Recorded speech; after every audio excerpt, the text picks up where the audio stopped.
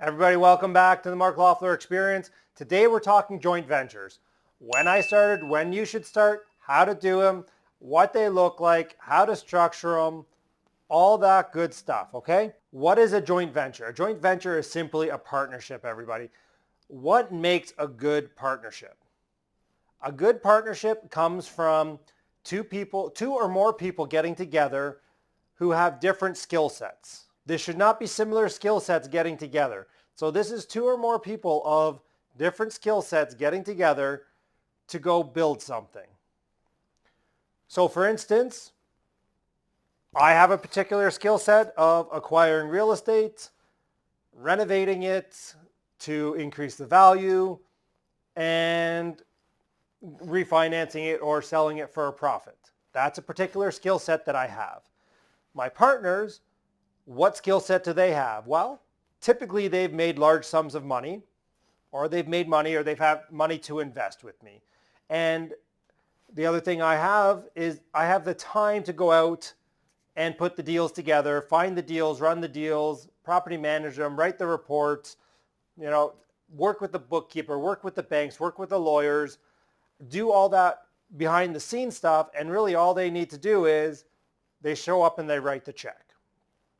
So that's a perfect partnership. I'm going to tell you what not to do first. So if you guys only make it to 2 minutes or whatever in this video, then you're going to learn all my mistakes on this. So what not to do? Guys, don't ever work with somebody who wants to be a real estate investor and wants to be hands-on. Now, I know there's those of you out there, Mandy, that this is your niche. You basically work with joint venture partners to acquire properties to then coach them to do their own deals. I get it. That is not mine. So go over and see my friend Mandy Brandham's channel. She has great content over there. She's a JV queen. And she does way more JVs than I do. She attracts way more JV partners than I ever will because that's what she wants to do. Yet I'm going to tell you guys, if somebody wants to be hands-on on a property, that's not for me. I don't want to be hands-on with the property. So for instance, I'm a joint venture partner where I'm the cash partner in business. I've partnered with a couple people who own restaurants. And literally my only role in it is moral support. If they need something, because I do have construction background, I can help with that. I can give them connections because I know a lot of people who can go construct things and do things for them. And the other thing is I tell them, I show up and eat, and I will help promote when I can, yet their job is to run the restaurant. Their job is to do everything. I'm just going to show up and eat and drink because I'm good at that. That's what I'm good at. And I can write the checks for them. Same thing on True Local. I'm good at, hey, you want high level, you want me to introduce you to some people that can do techie stuff and be on your board of directors. Hey, no problem. I can do that in a heartbeat. I know those guys. I'm a connector. I can connect you to that. Yeah, I can write the check to get you going. You're the builder. You go do that. You build that business, right? That's how I am in real estate. So when we're talking real estate, you're basically looking for something that you're not. So if you have the skills and no money, you're looking for the money. If you have the money and no skills, you're looking for the skills. If you have money and the time and you want to do it, you're looking for somebody like a Mandy Branham who's going to teach you and walk you along the steps in the process. Got it? I mean, other than that, if somebody comes to me and that's who they are, I'm like, no problem. I will work with you on the real estate side. I'll help you buy. I'll help you. I'll introduce you to my accountant, my lawyer, all these types of people to go ahead and do the deal and to be successful so you can joint venture, yet I'm not going to be the one joint venturing with you. It's just not worth it. Again, we all got to figure out what our unique skill sets at and what we're good at and what makes us happy. And I would much rather introduce you to everybody I know, you go figure it out, than I do the deal with you and you're driving past the property telling me, oh, the grass is 1/4 of an inch too long, or hey, we have tenants moved out of that property. I get it, guys. You want to know, and that's the next thing is guys, work with people that this is not not that it's an insignificant piece of their investment portfolio, yet this isn't all their investment capital. I've made that mistake where this was all their investment capital that they put into this deal, so they watched it like a hawk. They literally would watch that pot of money so they don't lose it. Again, that's not something that works for me. I have a team in place. They're supposed to do their job. If they don't do their job, great. We'll go ahead and we'll figure it out, and we'll go ahead and we'll put new teammates in place. Because again, that's my job. That's my role. Yet, if they're going to watch that investment like a hawk, probably not going to work for me. They probably should just go do it on their own, and they should manage it themselves, and they have full control over everything. And again, I'm okay with all of these things. I think the biggest thing about joint ventures is be okay not doing them. Now that we've gone a long way into this, and I haven't even talked about joint ventures, what they look like, how they do, where to find them, that type of thing. Okay, so number one, where do you find joint ventures? Guys, there is so much money out there looking for a home right now.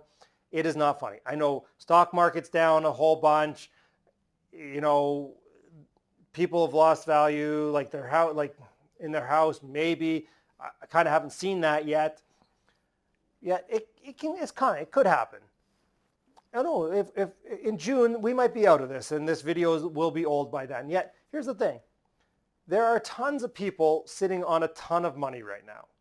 There are still people who are super liquid, who want to invest in real estate, yet they don't have the time or inclination. You need to find those people. It could be your uncle that owns his house outright, and you teach him how to get a line of credit on there, and you can go out and do BRRRRs like we talked about last Wednesday. My buddy Alex Powell, who creates videos and does that type of, this is what he does. He partnered with a whole bunch of his relatives, and now he had a couple successful deals, and he doesn't need to go look for money anymore. Money comes to him. So build your track record. So let's talk about Mark's track record. Before I ever did a joint venture, I owned 3 properties. I bought 3 properties on my own that I had successfully bought, renovated, rented, and refinanced. So I had a track record. I could go and say, well, this is what I bring to the table. Are you interested? No, yes, that's fine. I was never tied to the outcome because at that point I had enough money to go do the next deal by myself. So I just played a game. I would put a deal under contract that I knew I could close, and then I would go find a joint venture partner. And I never failed that I would come up with one. So it was just a game, whereas I could close if I needed to. So again, ever since then, I have never put a dime of my own money into a real estate deal. So how I structure my joint ventures. So all my joint ventures are a 50-50 partnership. Guys, this isn't the be all and end all. This is just what I do, okay? And again, I'm not giving legal or tax advice. You got to go to a lawyer and go to an accountant to get all this stuff. So I do a 50-50 deal. My investor puts in all the money, and we both go on title, guys. We both go on title. I'll share with you how I do that. We both go on title, so we both are on the mortgage, and they registered their money as a interest-free second mortgage. So they get all their money back before I ever make any profit on these deals. So this is why I need to add value. If I want to make money on these properties in any reasonably short amount of time, or year, 2, 3, whatever it is, I need to pay them back their money. And my goal is to pay them back their money as quickly as possible. Why? My goal is to do that so when I give them back their money, they just say, oh, well, that was quick. Hey, let's go buy another building. And what does that do? It increases my net worth. I was watching Matt McKeever's channel today, and he had a gentleman on, I forget his name, and they were talking about, owning large real estate portfolios and basically being poor. And they're basically talking about that because, well, guys, at the end of the day, if we're always refinancing these properties, they're not cash flowing all that well, so they're not spitting out a ton of cash. Like this, for me, is all about net worth and future, like retirement. I don't need it to retire right now. I'll go into how I retired in another video probably next week. So anyways, we're talking about joint ventures. I don't want to get sidetracked because I do that, guys. I'm sorry, I get sidetracked. So joint venture, so 50-50, my holding corporation, his holding corporation, own a corporation together, and we both go on title. Again, I said 50-50 is not the be all and end all. You can do an 80-20, you can do a 90-10. Guys, if you have no money but you have skills and you can do this, and you have to take an 80-20 on your first deal to get some street cred and to show you know what you're doing, why not? You know, and then you do an 80-20, 70-30, 60-40, and then your next deal is 50-50 and you have no money into it? There's nothing wrong with that, guys. So if it's 50-50 or nothing, then just, you know, guys, stop overthinking it. Get out there and do it. Like, you're way better off owning 10% of something than 100% of nothing. So where are we with this, guys? How do you find and attract joint venture partners? Guys, you take action. I've known some horrible real estate investors who are great at attracting money. Why? They just took more action than most people. Go out there and just talk to people. Ask them, hey, how's your investments doing right now? They're all going to say, crap, guys. What is their return right now if they're in mutual funds? Minus 20%, minus 30. So, hey, if I can show you 12% on real estate, is that something you'd be interested in? I know we sound like Gil from Simpsons, right? If old Gil can show you, sorry, again, sidetrack. Guys, key to joint ventures is track record and action. So go out, build your track record, and get into action. By getting into action, you will build your track record. I didn't say this at the beginning of the video, so if you're still here, guys, and you haven't subscribed, go ahead and subscribe.